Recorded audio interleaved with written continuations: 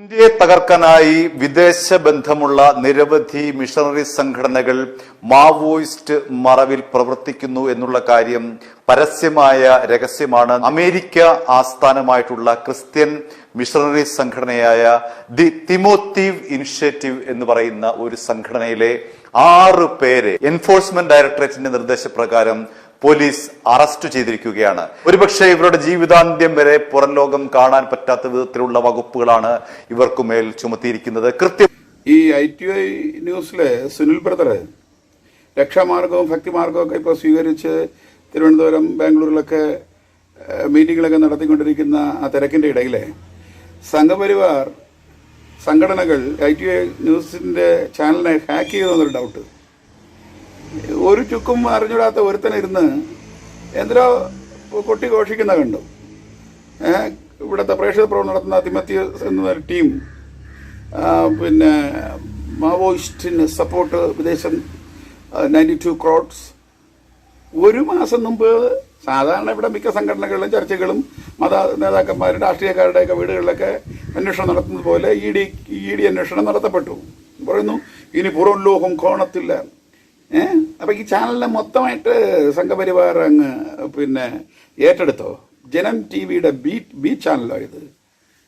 സാധാരണ ഇതിനകത്ത് വടക്കേ ഇന്ത്യയിലെ ക്രിസ്തീയ പീഡനങ്ങളും ദൈവാസന പീഡനം അനുഭവിക്കപ്പെടുന്ന പലയിടങ്ങളും അങ്ങനെയൊക്കെയുള്ള വാർത്തകൾ ഇതിനകത്ത് വരാറില്ല, സാധാരണ വരാറില്ല. ക്രിസ്ത്യാനികളെ മാത്രം അവഗണിക്കുന്ന അല്ലെങ്കിൽ ക്രിസ്ത്യാനികളുമായി ബന്ധപ്പെട്ട അപകീർത്തിപ്പെടുത്തത്തക്കുള്ള വീഡിയോകൾ മാത്രമേ ഇതിനകത്ത് വരാറുള്ളൂ. അതിൻ്റെയൊക്കെ അജണ്ട ഏകദേശം ഇപ്പോൾ മനസ്സിലായി.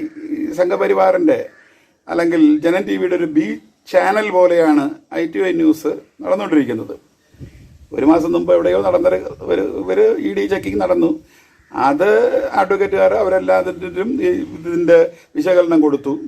ഗവൺമെൻറ് ആഡിറ്റിങ്, GST, മറ്റു വിധമാകുന്ന എല്ലാ റെക്കോർഡുകളോടും കൂടെ ആണ് ആ സംഘടന നടക്കുന്നത്. പിന്നെ FCR അത് ചില സംഘടനകൾക്ക് ഉണ്ടായിരുന്നു, പിന്നത്തേതിൽ നഷ്ടപ്പെടുമ്പോഴത്തെ ഗവൺമെൻറ് നമുക്കറിയാമല്ലോ. അതുമായി ബന്ധപ്പെട്ട് ചില വിഷയങ്ങളും ദുരൂഹതകളും അവർക്കുണ്ടായിരുന്നു. അതവർ പരിഹരിക്കത്തക്കവണ്ണം അഡ്വക്കേറ്റുമാർ അവരുമായിട്ട് വിശകലനം നടത്തി.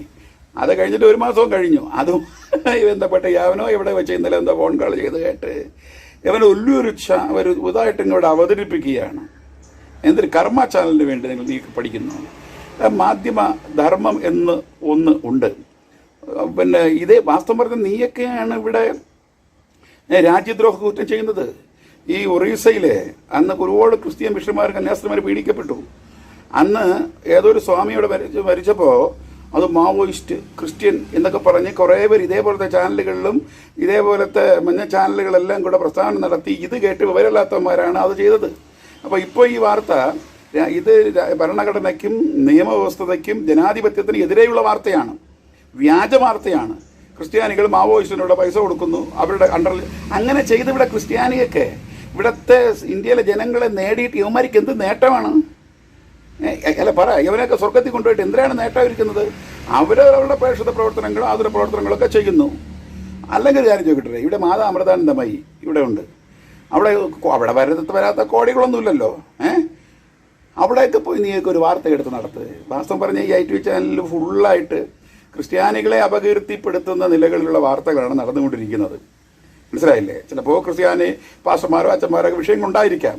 പക്ഷേ ഇതിനേക്കാളും ഇരട്ടി ഇതര സമൂഹത്തിലൊക്കെ ഉണ്ടാകുമ്പോൾ അതിനെ ഒന്നും എടുത്ത് വാർത്തയാക്കില്ല.